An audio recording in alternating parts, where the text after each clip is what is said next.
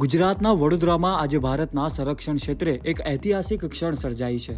વડોદરાના ટાટા એરબસ પ્લાન્ટમાં સંપૂર્ણપણે તૈયાર થયેલા પ્રથમ મેક ઇન ઇન્ડિયા C-295 લશ્કરી વિમાને સફળતાપૂર્વક તેની પ્રથમ ઉડાન ભરી છે.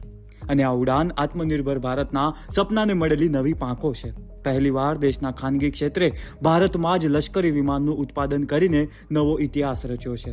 હવે આ વિમાન ભારતીય વાયુસેનાના જૂના એવરો 748 વિમાનોનું સ્થાન લેશે અને સરહદના વિસ્તારોમાં સૈનિકો સુધી જરૂરી સામાન અને મદદ ઝડપથી પહોંચાડશે. રૂપિયા 21,935 કરોડના આ પ્રોજેક્ટ હેઠળ કુલ 56 વિમાનોમાંથી 40 વિમાનોનું ઉત્પાદન વડોદરામાં જ થશે.